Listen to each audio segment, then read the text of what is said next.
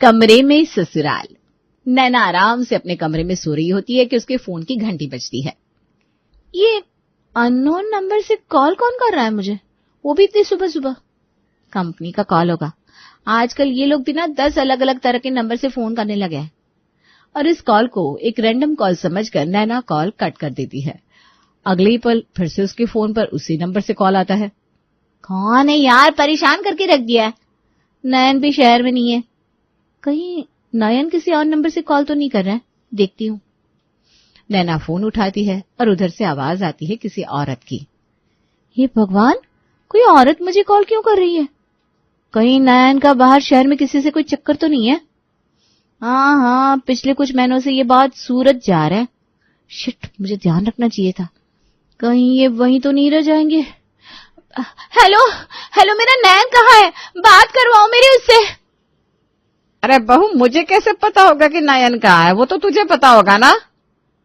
बहू? हे भगवान, ये तो काफी सॉर्टेड औरत लगती है। कहीं मेरी सौतन की माँ तो नहीं है? और सब कुछ सेटल करने के लिए तो इसने फोन नहीं किया है। अरे तू रह रहकर चुप क्यों हो जा रही है बहू?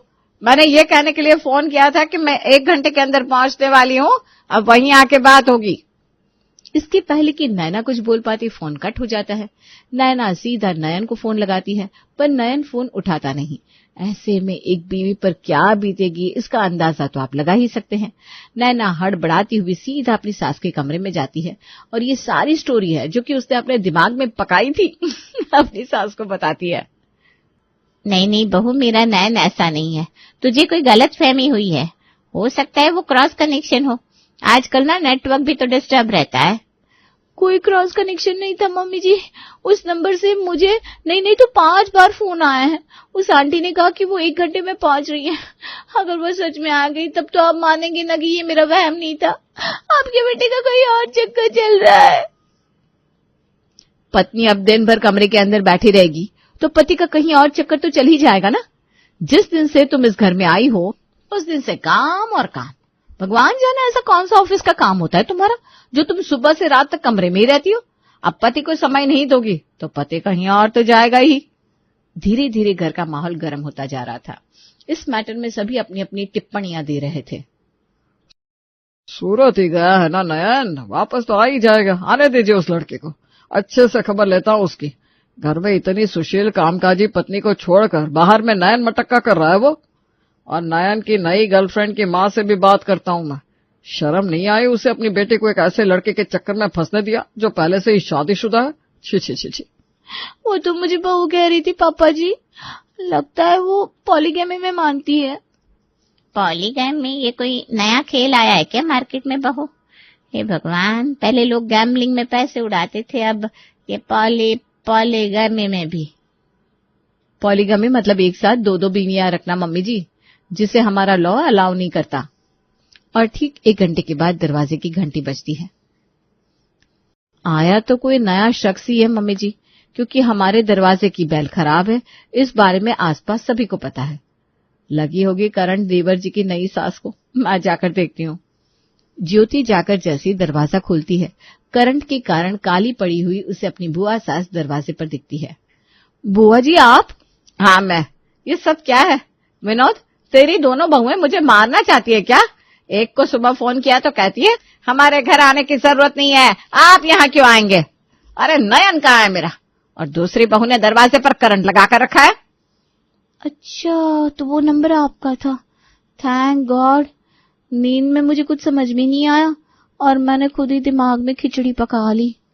अब बुआ जी आई हैं तो इनके चक्कर में सभी मुझे यहाँ बैठने को कह देंगे और फिर दिन भर इनकी सेवा करो। ना बाबा ना, यहाँ से खिसकने में ही फायदा है। इस सब चक्कर में तो 9:30 बज गए मम्मी जी। 10 बजे तो मेरी ऑफिस शुरू हो जाएगी। मैं नाश्ता करके कमरे में जाती हूँ भाभी, अब जल्दी से मुझे नाश्ता दे दो। नाश्ता दे दो भाभी, जैसे कि काम करके मुझे ही पैसे देगी। जॉइंट फैमिली के घर में इंसान यही मार खाता है। मैं भी तो तुम्हारे साथ यही थी नैना, खाना तो नहीं बना। अभी नाश्ता बनाने जाऊंगी तो कम से कम 1 घंटे का वक्त तो लगेगा। अच्छा ठीक है, फिर मैं बाहर से कुछ मंगवा लेती हूँ। बहू तो फिर मेरे लिए भी नाश्ता बाहर से मंगवा देना। यहाँ पास में जो मोहन समोसे वाले की दुकान थी, अब वो है कि बंद हो गई? अरे नहीं सुषमा, उसे क्या होगा, जिंदा है भाई, भला चंगा है वो। अरे भैया वो तो जिंदा होगा, पर लोगों को क्वालिटी का सामान राज कहाँ आता है आजकल। इज्जा पिज्जा खाने वाले हो गए सब, इसलिए मैंने पूछ लिया। अब मोहन समोसे वाले की दुकान है तो फिर वहीं से मेरे लिए समोसे मंगवा ले बहू, या फिर एक काम कर, तू सभी के लिए मंगवा ले। बेकार में क्यों बड़ी बहू रसोई में जाकर नाश्ता बनाएगी। विनोद को भी दुकान के लिए निकलना होगा तो सभी के लिए नाश्ता बाहर से ही मंगवा ले। और ना चाहते हुए भी नैना को सभी के लिए नाश्ता मंगवाना पड़ता है। ज्योति सभी को नाश्ता परोसती है। नाश्ता मिलते ही नैना अपने नाश्ते की प्लेट लेकर फौरन अपने कमरे में चली जाती है। आपकी बहू के सामने मैंने कुछ बोला नहीं भाभी, पर ये क्या धंधा है। शादी को कितने महीने हुए हैं नैना के? 8 महीने, और इतने से दिनों में रंग दिखा दिया लड़की ने। अरे भाई ज्योति सीधी है, इसका ये मतलब थोड़ी ना है कि जिंदगी भर इसी के कंधों पर रसोई का भार रहेगा। आगे जाकर घर का बंटवारा क्यों होता है, इसी कारण से। कब तक बेचारी ये सहती रहेगी। अपनी बुआ सास के मुंह से अपनी तारीफ सुनकर ज्योति तो उनके पैरों के पास बैठ जाती है। क्या बताऊं मैं आपको बुआ जी, नैना के आने के बाद पहले 10-15 दिन तो इतने अच्छे निकले कि मुझे लगा इससे ज्यादा कामकाजी देवरानी मुझे मिल ही नहीं सकती। दिन भर साफ सफाई करती रहती थी, कभी अपने कमरे की तो कभी मेरे कमरे की। मजाल था कि घर में कहीं एक तिनका भी दिख जाए। अब वो इतना कर ही रही थी तो मैं भी रसोई का प्रेशर उस पर नहीं डालती थी। पर अब दिवाली की सफाई जैसी सफाई हर रोज तो नहीं की जा सकती। मम्मी जी ने कह दिया कि बहू तू सुबह सुबह एक बार झाड़ू पोछा कर लिया कर, फिर जरा रसोई देख लिया कर।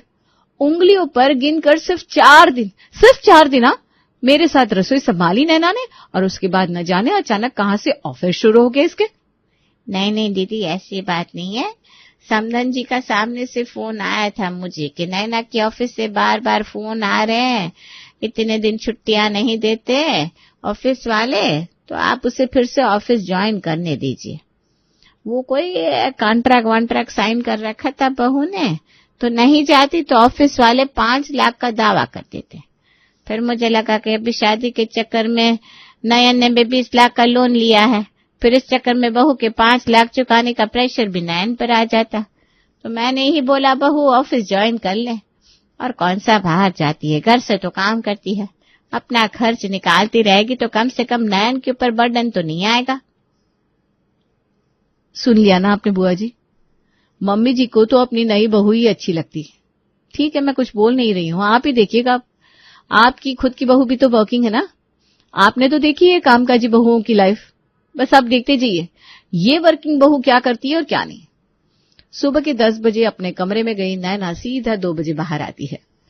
भाभी खाना बन गया क्या? तो दे दो, आज इतना काम है ऑफिस का, 2 मिनट बैठे तो कैसे बैठे इंसान। अरे कम से कम 20 मिनट से लेकर आधे घंटे तक का तो लंच ब्रेक रहता है ये बहू। इतने में तो तुम खुद खाना डालकर खा भी सकती हो। अभी अभी तेरी भाभी खाना बनाकर कपड़े धोकर पीठ सीधी करने गई है, अब वो फिर उठकर तुझे खाना देगी, ठीक लगता है क्या? हाँ तो ये औरत सच में जितना भाभी क्वेश्चन नहीं करती इतना तो ये क्वेश्चन कर रही है। नैना रसोई में जाकर अपना खाना परोस लेती है और प्लेट को उठाकर जैसे ही कमरे में जाने लगती है उसकी बुआ सास उसे टोक देती है। अरे बहू ये क्या, अभी तो तुम्हारा ऑफिस शुरू होने में 15 मिनट बाकी है, अंदर क्यों जा रही है? ऑफिस आवर्स में ही काम करना है ना, यहीं बैठ। एक काम कीजिए भाभी, आप भी अपना खाना यहीं ले आइए, तीनों साथ मिलकर खा लेंगे। गई भैंस पानी में। तो बता बहू किस डिपार्टमेंट में जॉब है तेरा, सैलरी कितनी है? वो आईटी डिपार्टमेंट में है बुआ जी। अरे वाह, इस डिपार्टमेंट में तो सैलरी बहुत अच्छी रहती है। क्या बताऊं भाभी, मेरी बहू भी ना आईटी डिपार्टमेंट में है, 1.5 से 2 लाख महीने के आ जाते हैं। मेरे गले का ये मंगलसूत्र किसने दिलवाया मुझे? मेरी बहू ने। सोने का है भाभी, पूरे 1.5 लाख का। और ये मेरे हाथ के कंगन देखिए किसने दिलवाया है? मेरी बहू ने। मेरा नितिन तो मैकेनिकल इंजीनियर है, असली पैसे ना आईटी वालों के पास ही होता है। तू भी नहीं करके 1.5 लाख तो कमाती होगी बहू, अपनी सास को भी कभी कुछ खरीद दिया कर। क्या बहू तू इतना कमा लेती है? मुझे पता ही नहीं था। तेरे पति की सैलरी तो तू जानती है, 2 लोन है लड़के पर, हमें तो कुछ नहीं चाहिए। उसकी ईएमआई चुकाने में मदद कर दिया कर बस। बेचारा कैसे दिन रात काम करता है। वही तो भाभी, पूरे 8 महीने हो गए। 5 लाख चुकाने थे ना बहू तुम्हें ऑफिस वालों को, वो तो तीसरे चौथे महीने में तुमने 5 लाख तो जोड़ लिए होंगे। 4 महीने के पैसे ऊपर से जमा हो गए होंगे। तो अब तू नौकरी छोड़ेगी तो ऑफिस वाले को आराम से एग्रीमेंट ब्रीच करने के बदले में पैसे दे सकती है। अरे यार, ये तो पीछे पड़ गई बिल्कुल। बोलना तो नहीं चाहिए बुआ जी, पर काम तो आपकी बहू भी करती है। उसकी नौकरी से आपको प्रॉब्लम नहीं है तो मेरी नौकरी से क्यों है भाई? अच्छा मम्मी जी, मुझे देर हो रही है, मेरा ऑफिस स्टार्ट होने वाला है, मैं कमरे में जा रही हूँ। सुषमा के आने के बाद तो ये हालत थी नैना की कि उसने कमरे से निकलना ही छोड़ दिया। कभी काम का प्रेशर, कभी कुछ, और इसी में आज 4 दिन पूरे हो जाते हैं। क्या बताऊं शिल्पा यार, मेरी बुआ सास यहीं जम गई है, दिन भर हॉल में बैठी रहती है। तो तू बता मैं आऊं कि नहीं? अरे तू क्यों नहीं आएगी? हर बार की तरह सीधा मेरे कमरे में आ जाना। और हाँ, जो खाने के आइटम लाने के लिए कहा है ना मैंने, वो पर्स में रख लेना। बुआ जी के चक्कर में बाहर का खाना बिल्कुल छूट गया। खुद के लिए कुछ मंगाओ तो पूरे घर वालों के लिए मंगवाने को कह देती हैं, बता। अब मुझे आइसक्रीम खानी हो तो मैं क्या सभी के लिए आइसक्रीम मंगवाऊं? राहुल और मैं अगर 100 रुपए वाली आइसक्रीम खाते हैं ना, तो वो मेक श्योर करती है कि सभी के लिए 100 रुपए वाली ही आइसक्रीम आए। और नैना की मानकर प्रिया सीधा दरवाजे से अंदर जाकर अपनी सहेली के कमरे में चली जाती है। यहीं हम सब बैठे ना हमसे हाय ना हेलो, ऐसे दोस्त है इसके बुआ जी। अब आप ही बताइए, क्या मेरी सहेलियां नहीं है? पर मेरी जो भी सहेलियां घर पर आती है सीधा हॉल में बैठती है, पापा जी से बात करती हैं, मम्मी जी से बात करती हैं। मैं तो अपने कमरे में किसी बाहर वाले को आने ही नहीं देती। अरे पर्सनल स्पेस नाम की भी कोई चीज होती है कि नहीं? भगवान जाने कौन क्या औरा लेकर अंदर आ रहा है। ऊपर से हम कमरे की अलमारी भी लॉक नहीं रखते। ऐसे में कमरे में सीधा दोस्तों को ले जाना मुझे तो ठीक नहीं लगता। और दोस्तों को भी तो शर्म होनी चाहिए ना, ऐसे कौन सीधा कमरे में चला जाता है? ऐसा क्या है कमरे में जो बहू कमरा छोड़ना ही नहीं चाहती? अरे सुषमा, काम करती है बहू, काम छोड़कर बाहर कैसे आएगी? ज्योति को तो अपनी बुआ सास का साथ मिल गया था। दोनों घूमती फिरती नैना के कमरे के बाहर कान लगा लेती है और उन्हें वहां रैपर्स की आवाज आती है। ये दोनों तो अंदर बैठकर नाश्ता कर रही है बहू। वो आपको दिख रहा है ना बुआ जी? मेरी सास को दिखे तब ना। तो जो तेरी सास कह रही है वही कर। मैं अभी भाभी के पास जाती हूँ और उनसे कहती हूँ कि आपकी बहू बेचारी अपनी सहेली को नाश्ता तो नहीं दे सकती क्योंकि उसका तो ऑफिस है और ज्योति छत पर कपड़े सुखाने गई है। अब ऐसे में बाहर से आया हुआ मेहमान भूखा जाए, अच्छा नहीं लगता। तो आप ही उसके कमरे में नाश्ता ले जाइए। जैसे ही भाभी नैना के कमरे में नाश्ता लेकर जाएगी, सब कुछ उनकी आंखों के सामने आ जाएगा। और जैसा सुषमा ने बोला था, सुषमा वैसे ही ममता को जाकर कहती है। सुनकर अच्छा लगा दीदी कि अब आपको भी समझ में आ रहा है कि नैना कितना काम करती है। अब एक इंसान या तो काम कर सकता है या खाना ही पका सकता है। मैं अभी उसकी सहेली के लिए कमरे में नाश्ता लेकर जाती हूँ। ममता चाय नाश्ता लेकर नैना के कमरे में जाती है और प्रिया को नाश्ता करता देख लेती है।